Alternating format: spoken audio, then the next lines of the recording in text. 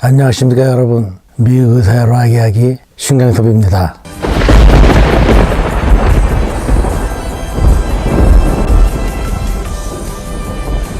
(70년대) 중반 무디 블루스가 뿔뿔이 헤어져 있는 동안 저스틴 헤이월드와 존 라츠가 이 앨범 블루제이스 듀엣 앨범을 내는 것 이외에도 멤버들 모두 각각의 솔로 앨범을 내놨습니다. 무디 블루스의 플루티스트 겸 싱어인 레이 토머스가 내놓은 이 앨범 From the Mighty Oaks, 그리고 곧이어서 내놓은 이 앨범 Hopes, Wishes and Dreams. 당시의 무디 블루스 멤버들 솔로 앨범 중에서는 레이 토머스의 이 두 앨범이 제일 히트를 했죠. 안에 있는 설명지에는 이렇게 큰 오크트리가 보이고요. 그 안에 레이 토머스의 포스터 같기도 하면서 여기에 노래 가사들이 있죠. 이 뒷면을 보면 당시 이 앨범을 녹음했던 뮤지션들입니다. Hope, Wishes and Dreams. 이 안에는 레이 토머스의 모습이 보이고요.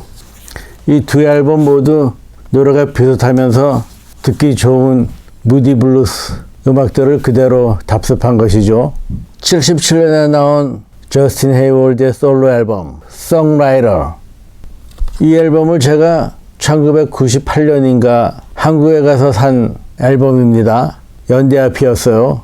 그 당시만 해도 연대 앞에 앨범 가게들이 덜어 있었습니다. 오래전 백판으로 가지고 있던 이것을 미국에서 사려고 했는데 미국에서는 구할 수가 없었죠. 이것이 성음 음반에서 나온 CD로군요. 같은 해에 1977년 존 라츠가 내놓은 이 앨범, 역시 솔로 앨범이죠. Natural Avenue 게이트폴드로 이런 모양입니다. 이 안에는 역시 이런 디자인, 존 라츠의 젊었을 때 모습이 보입니다. 이 앨범 디자인과 이 글씨 모두 라젤 딘의 작품이죠. 존 라츠의 이 Natural Avenue와 조금 전 말씀드린 저스틴 헤이월드의 Songwriter 모두 무디 블루스 앨범 프로듀싱을 많이 했던 토니 클라크가 프로듀싱을 했습니다. 따라서 이것 역시 무디 블루스 음악하고 굉장히 흡사하죠. 미국에서 샀는데 이 음반이 이렇게 잘려 있습니다. 이건 뭐냐 하면 말이죠. 레코드집에서 음반을 팔다가 떨이로 팔 때는 이런 식으로 흠집을 냅니다. 아까 말씀드린 레이 토머스의 From the Mighty Oaks에도 보면 여기에 이렇게 흠집이 나 있죠. 이런 식으로 해서 레코드 가게에서 떨이로 싸게 팔면서 흠집을 낸 이런 앨범들은 세금을 거의 내지 않는 것입니다. 아무도 들어보지 않은 새 음반인데 중고로 취급되는 거죠. 이런 LP들 뿐만이 아니고 CD에도 가끔 흠집을 내서 떨이로 파는 것들이 있습니다. 제가 존 라츠를 만났을 때 사인을 해주고 제가 부탁해서 여기에 Summer Breeze 앨범에 있는 이 노래인데 이 노래 이름을 여기다 써줬군요. 정말 끝내주는 노래죠. 그것이 라젤 딘은 예스 앨범들을 많이 디자인했었는데 그가 디자인한 이 앨범 Natural Avenue도 역시 예스의 음반들을 연상시키죠. 2019년에 제가 라젤 딘을 만날 기회가 있었습니다. 그때 함께 사진 찍은 것이 바로 이것이죠. 그때 라젤 딘이 사인하고 존 라츠가 그 옆에 사인한 이 앨범의 디자인 Natural Avenue가 여기 있죠. 키보디스트 마이크 핀더와 드러머 그램 엣지도 솔로 앨범을 내놨습니다만 그 앨범들은 종전의 무디 블루스하고도 많이 다르고 별로 인상적이지도 않고 그것들은 제가 오래전에 남에게 다 줘버렸습니다. 1977년 후반에 무디 블루스 멤버들은 다시 합심해서 밴드를 재결성하기로 합의했습니다. I think as soon as we, picked up instruments, bang, it's a Moody Blues again. That's what we sound like. You put us five together. There's no getting away from that. So I've got my individual tone on flute, Justy's got it on guitar, and so on. You put all that, in the same pot again, and bang, you've got. The time that we had apart enabled everybody to put their own lives in order, to work with other musicians, to do things outside of the band, have a lot of new experiences to bring back to the band when we finally got back together again. 이렇게 무디 블루스가 리유니언을 해서 내놓은 앨범이 바로 이것이죠. 옥타브. 세븐스 소전 다음에 내놓은 8번째 앨범은 제목을 옥타브라고 한 것인데 이것 역시 키보디스트 마이크 핀더가 붙인 제목이죠. 프로듀싱을 토니 클라크가 했어요. 무디 블루스 음반 중에서 토니 클라크가 프로듀싱한 마지막 음반이 되죠. 여기 또 제가 존 러지를 만났을 때 그가 친필 사인을 해준 것이고 요 밑에는 Survivor이라고 써졌군요. 제가 부탁했죠. 이 앨범에 있는 제가 좋아하는 노래입니다. 무디 블루스 노래 중에서는 성공한 편은 아니고 그 후 무디 블루스 콘서트에서도 그 노래를 하지는 않죠. 앨범을 보면 말이죠. 여기 5명의 멤버들이 빛이 새어나오는 어디론가 들어가고 있고 이 게이스폴드 앨범을 펼치면 멤버들이 빛이 있는 그 방으로 들어가는 앞모습으로 디자인을 했죠. 바로 이 앨범 옥타브를 마지막으로 키보디스트 마이크 핀더는 무디 블루스를 떠나고 맙니다. 따라서 앨범 투어 공연에는 마이크 핀더 대신에 패트릭 모라스가 무디 블루스에 가입을 하죠. 패트릭 모라스를 영입함으로써 무디 블루스 사운드에는 커다란 변화가 오게 됩니다. 70년대 중반에 패트릭 모라스는 예스의 키보디스트였습니다. 릭 웨이크만이 예스를 떠나면서 패트릭 모라스가 그 자리를 차지했던 것이죠. 그런데 77년에 릭 웨이크만이 다시 예스에 들어옴으로써 패트릭 모라스는 그 자리를 릭 웨이크만에게 다시 돌려줘야 했습니다. 당시에 패트릭 모라스가 예스를 떠나는 데 대해서는 아쉬워하는 사람도 없고 말리는 사람도 없었죠. 사진에 보이는 이것은 제가 패트릭 모라스를 만났을 때 찍은 사진이고요. 한 5년 전쯤 됩니다. Tape tour went ahead without Pinder, with ex-Yes member Patrick Moraz brought in to take over keyboard duties. We didn't want a replacement for Mike because, you know, you couldn't replace Mike. I mean, you can't replace anybody in the Moody Blues. But we wanted someone else to perhaps just show a different route, you know, someone who had got knowledge of all the technical side. Because, you know, at that time, the technical side of keyboards was just exploding. You know, I mean, every week there was a new machine coming out. And, you know, we knew of Patrick and we thought, yeah, Patrick, it'd be great. And so I think we just rang him up, said, do you want to come play keyboards? I think Graham met him first, and then I remember at the Threshold Studios, all sitting around trying to do an audition of Patrick. He was exciting, he was volatile. It was my first experience. We do it all the time now, but it was my first experience of being on stage with people that are sidemen, not actual integral members of the band. I had a call from the Moody Blues entourage people and asking me if I wanted to join for a tour with the Moody Blues, and I said, well, I thought the Moody Blues had split up and finished, and the answer was yes, they've split up, but they are reforming to make a huge tour in 1978, and I decided to meet the Moody's in London in July 78, and it really felt like we all always played together, you know. It felt immediately great, and they made me feel very comfortable from the beginning. 따라서 마이크 핀더가 쓰던 옛날 악기 멜로트론은 더 이상 쓰지 않고 당시에 새로운 악기들, 키보드들을 좀 더 젊은 사람 패트릭 모라스가 가지고 와서 무디 블루스의 사운드를 확 바꾼 것이죠.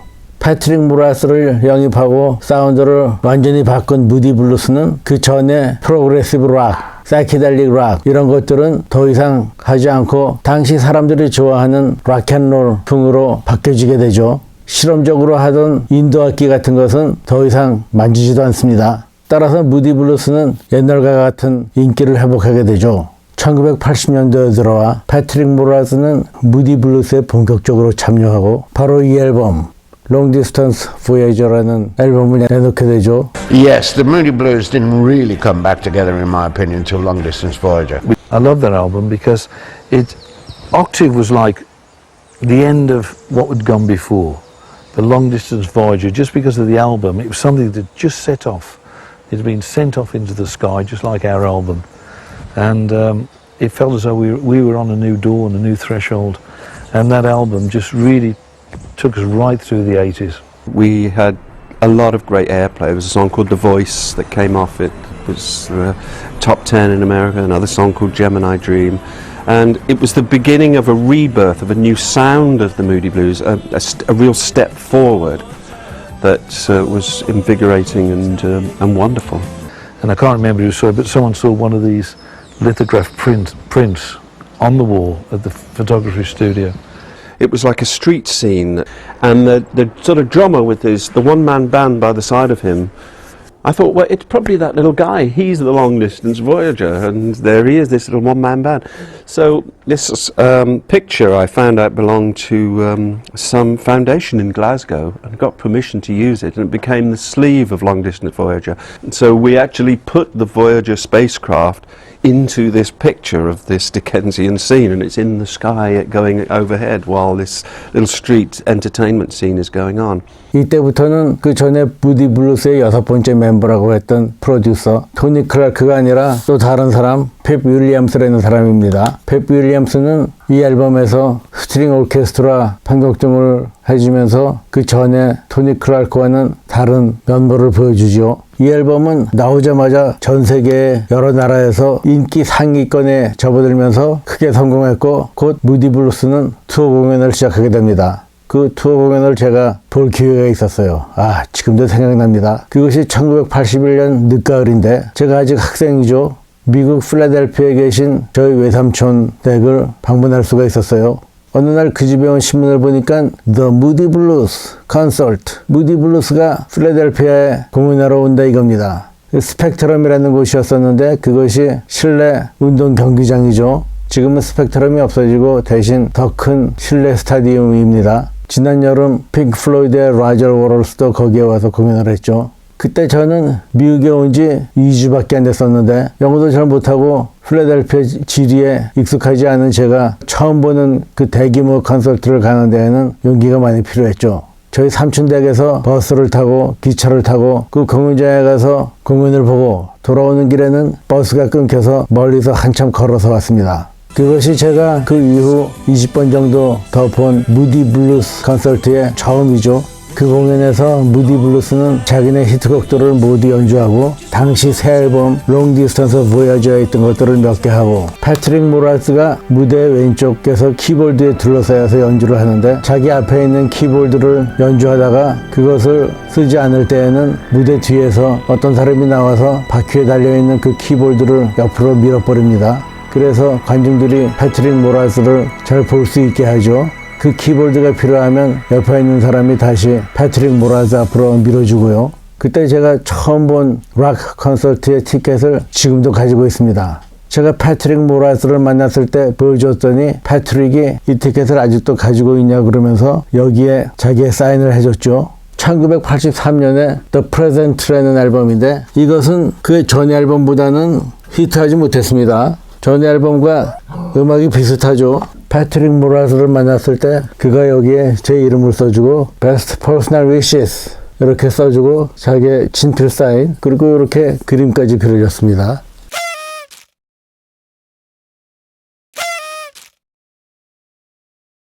생각나는 것이 당시 한국에 있을 때 이 앨범은 복사판이 나오기도 전에 빨리 나왔습니다. 그래서 저는 한국에서 이것을 라이센스 음반으로 가지고 있었죠. 그 라이센스 음반은 이것처럼 펼치는 게이트폴드는 아닙니다. 그렇지만 음질이 좋았어요. 1986년의 앨범 바로 이것이죠. The Other Side of the Life. 이것 역시 제가 한국에서 라이센스 음반으로 가지고 있었습니다. 이때는 88 올림픽을 앞두고 복사 음반들이 거의 사라졌어요. 올림픽을 개최하는 나라로서 88 올림픽에 오는 외국 사람들의 눈에 레코드 가게에서 복사물들이 발견되면 나라 망신이라 이거죠.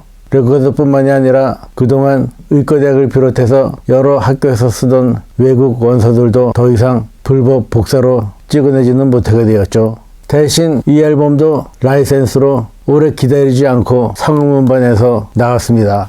이때부터의 무디 블루스 프로듀서는 토니 비스칸티라는 사람입니다. 저스틴 헤월드의 말에 의하면 토니 비스칸티가 무디 블루스의 프로듀싱을 맡은 후부터는 무디 블루스가 또 새로운 방향으로 전환했다고 합니다. 이 앨범의 첫 노래 Your Wildest Dream 노래의 내용은 헤어진 옛 애인을 생각하면서 그때의 추억을 그리는 내용인데 이때 생각나는 것이 80년도에 MTV와 뮤직비디오가 크게 히트하면서 이 노래의 뮤직비디오도 역시 MTV에서 인기를 끌었죠.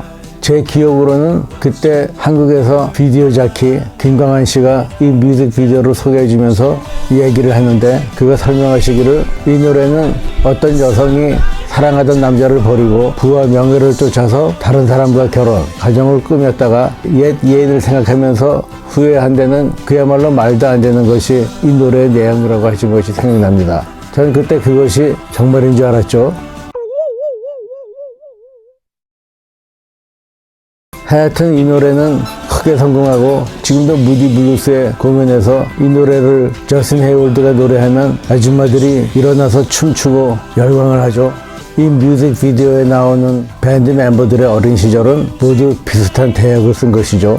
그 다음 앨범 Soul Lamer, 바로 전 앨범에 있는 노래 Your Wildest Dream, 이 노래의 후속 노래가 여기 있습니다. 그것이 I Know You're Out There Somewhere. 이건 역시 저스틴 헤이월드의 노래이죠. 이 노래 역시 Your Wildest Dream만큼이나 크게 성공했습니다. 그 뮤직비디오 역시 크게 성공했죠. 이 앨범에서 특이한 것이 여기서는 레이 토머스의 활약이 거의 없다는 것입니다. 이 앨범 녹음에 레이 토머스가 거의 참여하지 않았어요. 이 뮤직비디오를 보면 말씀이죠. 저스틴 헤이월드 뒤에 보이는 것이 무엇입니까? 핑크 플로이드의 애니멀스에서 우리가 봤던 공장과 건물 굴뚝들이 뒤에 있는 것처럼 보이죠. 제가 말씀을 드리는 동안에 저희 개 바둑이가 저와 함께 놀자고 칭얼대는 것이 함께 녹음돼서 죄송합니다. 이야기를 여기서 마치고 바둑이와 함께 좀 놀아줘야 할 것 같으네요. 여러분 감사합니다. 그럼 다음 시간에 뵙겠습니다.